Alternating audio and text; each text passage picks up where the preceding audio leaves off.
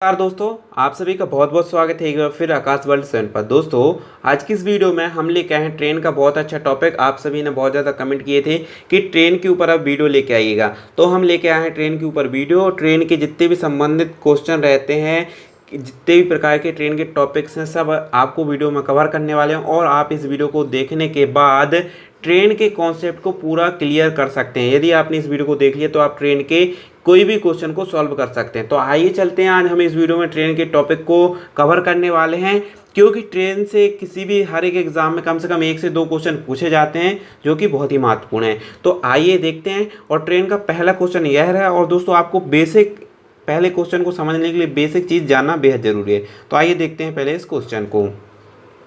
एक ट्रेन एक 250 मीटर लंबी ट्रेन है। एक 250 मीटर लंबी ट्रेन है, ठीक है।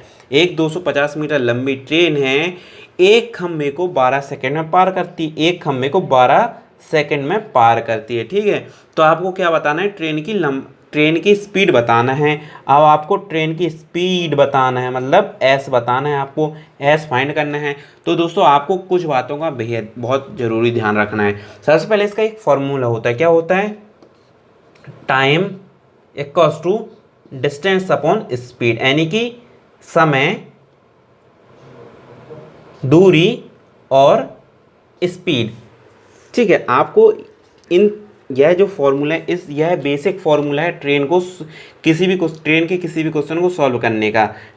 टाइम, डिस्टेंस एंड स्पीड, समय, दूरी और चाल। आपको इसकी जो बहुत ज़्यादा आवश्यकता होने वाली है, आप इसी फॉर्मूले से अलग अलग फॉर्मूले तैयार कर सकते हैं। जैसे कि आपको इसी में यदि चाल निकालें, स्पीड फाइंड करना, तो स्पीड ऐसे करेंगे और डी अपॉन टी कर देंगे। और इसी में यदि आपको डिस्टेंस फाइंड करना है, तो डिस्टेंस का भी आप यहाँ से फॉर्मूला बना सकते हैं, जैसे कि D equals to S upon T. आप इसका ऐसे इस प्रकार से भी फॉर्मूला बना सकते हैं। दोस्तों जो इसके फॉर्मूले आपको बहुत ज़्यादा याद करने की कोई ज़रूरत नहीं। आप एक फॉर्मूला याद कर लीजिए।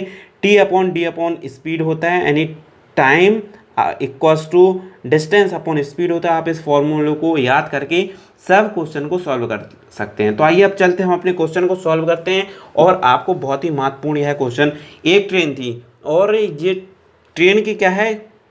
ट्रेन की लंबाई मतलब क्या है? लंबाई मतलब डिस्टेंस, जो उसकी लंबाई मतलब डिस्टेंस ही होता है। ट्रेन की लंबाई मतलब ट्रेन की डिस्टेंस, ठीक है। तो कितनी है? 250 आपको लिख देना है मीटर में, तो कुछ दिक्कत नहीं। अब इसके बाद क्या है? यहाँ पर टाइम। अपन को क्या फाइंड करना था? स्पीड फाइंड करनी थी, तो अपन यहाँ पर टाइम को ले जाते हैं, ठीक है। सॉरी, स्पीड को यहाँ पर ले जाते हैं। यहाँ पर कौन सा फॉर्मूला लगने वाला है?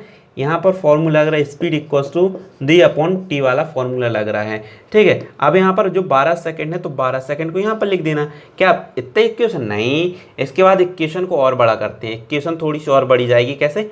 अब यहाँ पर आपको इंटू करना है 18/5 का। यदि आप किसी भी क्वेश्चन को सॉल्व करना चाहते हैं और उसमें टाइम सेकंड में दिया है, यदि स्पीड दी हुई है, तो आपको 18/5 का इंटू करना ही पड़ेगा। और आपको इसका इंटू, यदि आप इसका इंटू करते हैं तभी आप क्वेश्चन को सॉल्व कर सकते हैं। आइए अब इसको हम सॉल्व करते हैं।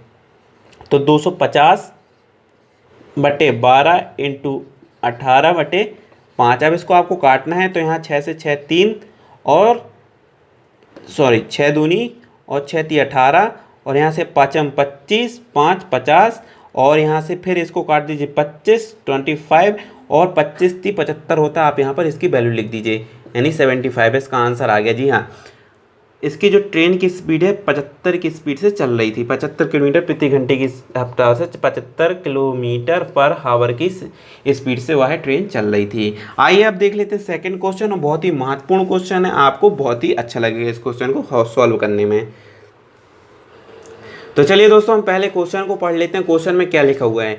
एक ट्रेन जिसकी लंबाई 130 मीटर, एक ट्रेन जिसकी लंबाई 130 मीटर है, एक प्लेटफॉर्म को 30 सेकंड में पार करती है। एक प्लेटफॉर्म को 30 सेकंड में वह पार कर लेती, 30 सेकंड में वह पार कर लेती है, ठीक है। जब यह 45 किलोमीटर की रफ्तार से चलती है, जब यह 45 किलोमीटर की रफ्तार से चलती है, तो प्लेटफॉर्म की लंबाई क्या होगी? यह 45 किलोमीटर की स्पीड से चलती है, तो प्लेटफॉर्म की लंबाई बताना है। अब यहाँ पर सब कुछ तो तीनों चीज़ दे दी है। यहाँ पर आपको डिस्टेंस भी दे दिया है, टाइम भी दे दिया है और स्पीड भी दे दी है। तो अब इसको कैसे सॉल्व करेंगे, आइए देखते हैं। इसको पहले फॉर्मूले में जमाते हैं।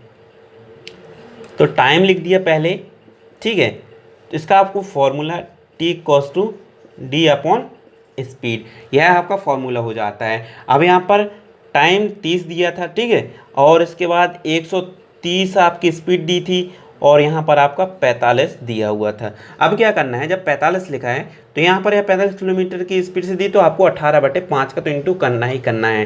तो आप इस बात का विशेष ध्यान रखिए। 18/5 आपने इंटू किया। अब क्या बोला आपने, उसमें प्लेटफॉर्म की लंबाई ज्ञात करना है। लंबाई मतलब इसकी डिस्टेंस, तो आपको यहाँ पर प्लस कर देना है इसी डिस्टेंस में। अब इसको आपको सॉल्व, इस इक्वेशन को आप सॉल्व कर देंगे, आपका डायरेक्ट आंसर आ जाएगा और ज़्यादा देरी नहीं लगी। तो आपको क्या करना है, कुछ नहीं करना है, जैसा लिखा है आपको सीधे साइड पलटा दीजिए और डायरेक्ट सॉल्व हो जाएगा। कैसा, 30 लिखा वो 30, 45 को इस साइड लाएंगे तो इंटू 45 होगा, और इस 5 को भी इस साइड लाएंगे तो इंटू 5 होगा, और जो 18 है तो बट्टे में 18 जाएगा, ठीक है, कुछ इस प्रकार से। और 130 यहाँ पर आपका आ जाएगा प्लस x, ठीक है, यह आया है। इसके बाद आपको कुछ नहीं करना है, आपको यहाँ पर काट देना है। तो 6 × 18, 6 × 5 = 30, 3 × 5 = 15, 3 × 45। अब इसको आप इंटू कर लीजिए, आपका आंसर आ जाएगा। तो इसको इंटू करेंगे तो 25 25 15 होता है 375। आपका यह है, आपका यहाँ पर कैलकुलेशन आया। अब यह 130 था तो 130 को इस साइड आएगा तो यह माइनस हो जाएगा, 130 = x। अब x की वैल्यू, इसको माइनस करने के बाद आपकी x की वैल्यू आ जाएगी, तो x की वैल्यू आपका आएगी 245, आपका आंसर आ गया। अब इसको माइनस करेंगे तो आपका 245 आंसर आ जाएगा।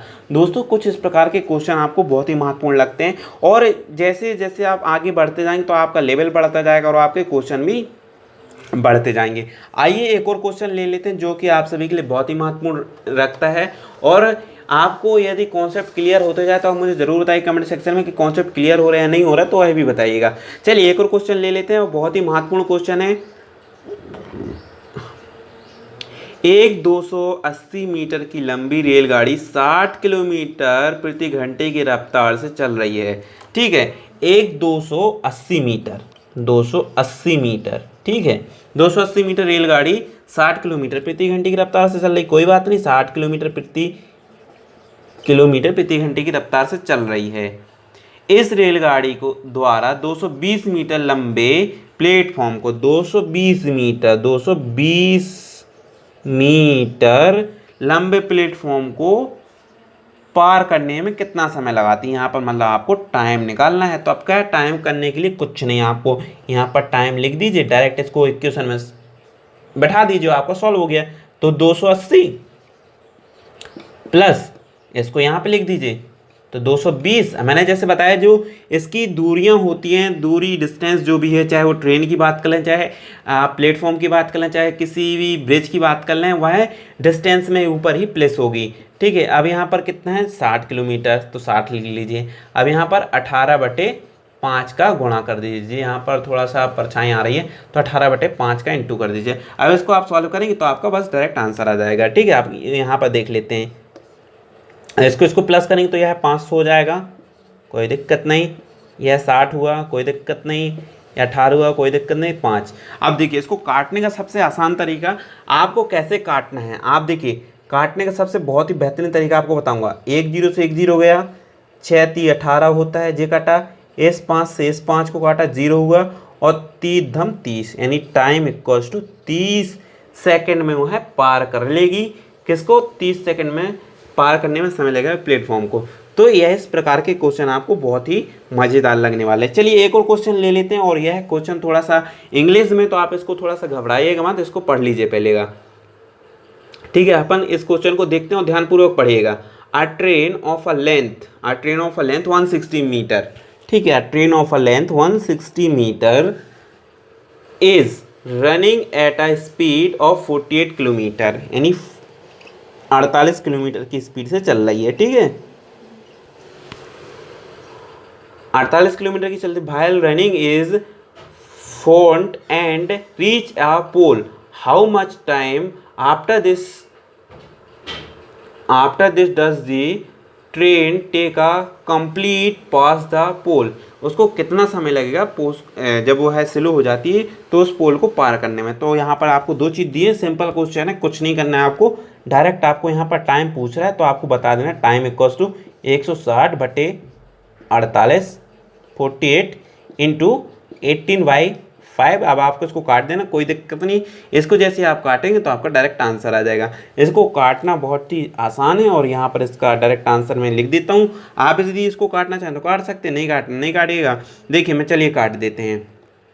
5 से काट दीजिए आप इसको, 5 से काटेंगे ना तो 5 × 15 और यहाँ पर 2 हुआ 10, 5 दूनी 10। अब इसको भी काट लेते हैं तो 16 दूनी 32, 16 × 48, 3 से इसको काट दीजिए, 3 × 6 = 18, 6 दूनी 12, इसका 12 सेकंड लग गया, 12 सेकंड इसका आंसर आ गया।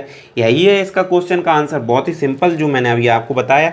चलिए एक और क्वेश्चन देख लेते हैं, और यह वीडियो का बहुत ही महत्वपूर्ण क्वेश्चन और बहुत ही इंपॉर्टेंट क्वेश्चन है। यदि आप इसको सॉल्व कर लेते हैं और इसकी मेथड देख लेते हो आपको बहुत अच्छा लगेगा। ठीक है, इस क्वेश्चन को आप ध्यानपूर्वक पढ़िएगा। क्या लिखा हुआ है, एक रेलगाड़ी और एक प्लेटफॉर्म की लंबाई परस्पर बराबर है। एक रेलगाड़ी और एक प्लेटफॉर्म की लंबाई परस्पर बराबर है। यदि 90 किलोमीटर प्रति घंटे की रफ्तार से एक रेलगाड़ी 1 मिनट में पूरा प्लेटफॉर्म पार करती है तो रेलगाड़ी की लंबाई क्या होगी। तो रेलगाड़ी की लंबाई बताना है आपको मीटर में। तो यहाँ पर कुछ नहीं करना है आपको, बहुत ही सिंपल है। आपको इसकी स्पीड, सबसे पहले इसको क्या करना है, 90 क्या है इसकी, जो 90 है वह स्पीड है। ठीक है, और यह टाइम ले रही कितना, 1 मिनट, यानी 60 सेकंड लिख लीजिए। 1 मिनट मतलब 60 सेकंड, स्पीड और टाइम। अब ठीक है, दोनों हो गए। अब आपको क्या इसमें फाइंड करना था, उसकी दूरी फाइंड करनी थी। तो जैसे बताया T ×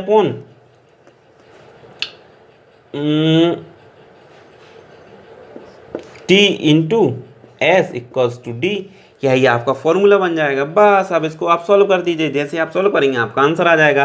तो इसको अपन इस मेथड से नहीं, अपन अपनी पुरानी मेथड से सॉल्व करेंगे, जिससे आपको ज़्यादा दिक्कत वाली बात नहीं होगी। ठीक है, तो इसका टाइम 60 है, अपन को डी फाइंड करना है तो x लिख लीजिए। और उसके बाद आपको जब x लिखना है तो कोई दिक्कत नहीं, x लिख लीजिए। 90 यहाँ पर लिख दिया और यहाँ पर 18/5 से इंटू कर दिया। अब इसको सॉल्व कर देंगे, डायरेक्ट आपका आंसर आ जाएगा।